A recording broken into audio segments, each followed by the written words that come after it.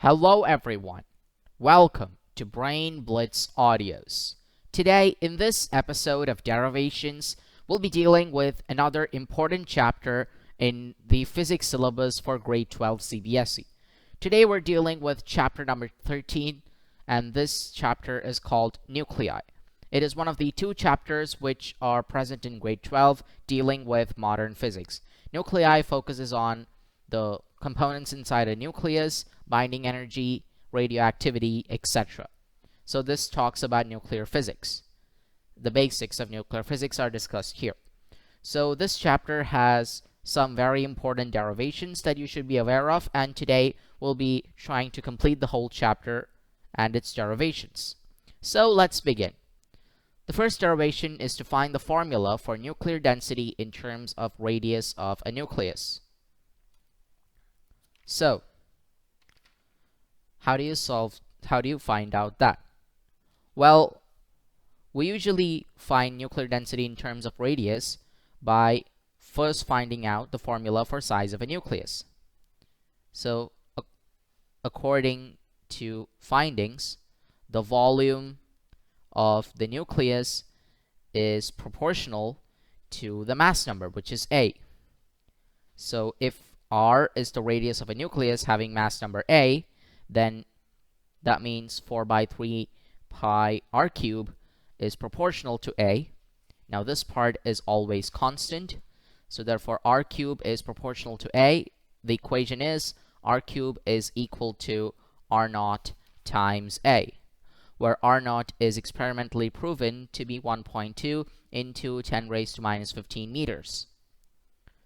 So, now we've found the radius, let's find out the density of a nucleus. So r cube is r naught times A, so therefore r will be equal to r naught times A raised to 1 by 3. The reason why r naught stays the same is because it's a constant and it can change. So this is the formula for the radius, and now we're going to be using it to find out the formula for nuclear density in terms of a radius. So density is always described as mass by volume. So in this case, it will be mass of mass of the nucleus divided by the volume of the nucleus. So mass of the nucleus deals with mass number and the value 1.6 into 10 raised to minus 27. So this is the mass of a nucleus divided by the volume of the nucleus. So 4 by 3 pi r cubed. So in this case, r is r naught times A raised to 1 by 3. So therefore, it'll be r naught cubed times A. So this is the formula which is relating nuclear density and radius. And since r naught is effectively a constant, which is 1.2 into 10 raised to minus 15, then you can basically find out the constant value for density, which is 2.3 into 10 raised to 17 kilogram per meter cube. And density is always constant. Nuclear density is always constant with irrespective of the atomic number present. So irrespective of the mass number or the atomic number, this is the same. So A and A gets cancelled, and then 1.6 divided by 4 by 3 pi r naught cube will give you 2.3 into 10 raised to 17 for any nucleus. So nuclear density is always constant, and it is independent of nuclear size and nuclear mass. Now let's look at the next question. The next derivation is to find the expression for binding energy. So, how do you find the expression for binding energy? For that, you need to find out the mass defect. So, total mass of any nucleus is always, or most of the time, less than the sum of individual masses of neutrons and protons, which constitute the nucleus. And this difference in mass is referred to as the mass defect. So basically, you need to subtract the total mass of a nucleus from the sum of individual masses of neutrons and protons in order to get the mass defect. The mass defect, represented by delta M, is equal to Z, that is atomic number, times mass of protons, plus A minus Z, that is number of neutrons, times mass of the neutrons. So that is one part, and then minus mass of the nucleus. So this expression gives you the mass defect. So why would you need to find the mass defect in order to find binding energy? Because from now we're gonna be using Einstein's mass energy relation.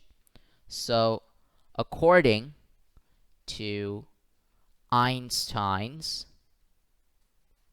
mass energy relation, where he says that E is equal to mc squared, we're going to substitute m as delta M, and c squared stays the same. So the energy that you get is B, or binding energy.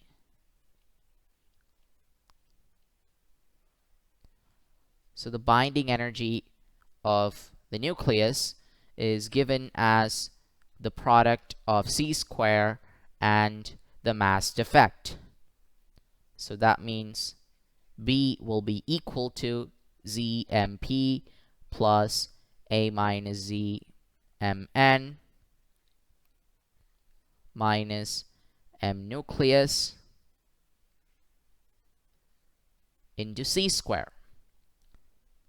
So these are the two expressions which are present with respect to binding energy. And binding energy for calculating terms can be used as delta M times 931.8 mega electron volts.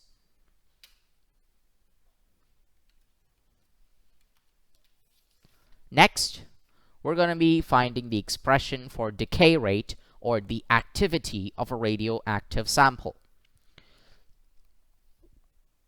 Now, as per radioactivity decay law,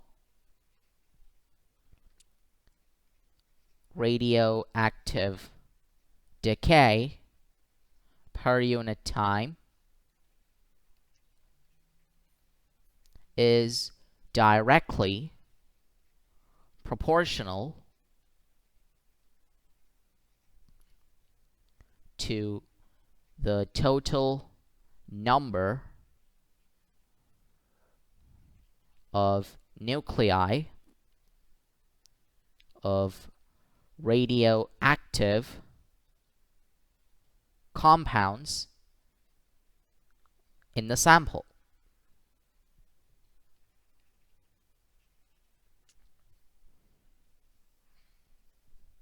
So now let's consider N as the number of nuclei originally in the sample. So if Dn is equal to the number of radioactive decay in time dt in a sample of N nuclei, then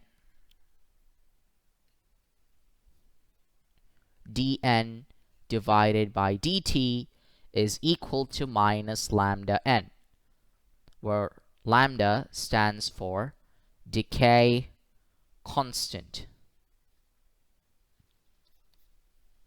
So basically, decay constant is the constant of proportionality that you get when you find out the rate of decay. So the rate of decay on the left-hand side is proportional to the number of original nuclei times the decay constant. So this is the equation which is present for decay rate or activity of a radioactive sample. dN by dt is equal to minus lambda n. The next formula is to find out the relation between mean life of a radioactive sample and the decay constant. So we already know earlier that dN by dt is equal to minus lambda n. So therefore, from there we can conclude that dN divided by n is equal to minus lambda dt. So on integrating with limits n naught and n on the left-hand side, t naught and t on the right-hand side, we get integral n naught to n dn divided by n equals minus lambda times integral t naught to t dt. So integral of 1 by n dn will give you log mod n, and this is from the interval n naught to n. And now the right hand side will be integral of dt, so that is just equal to t. So minus lambda times t from t naught to t.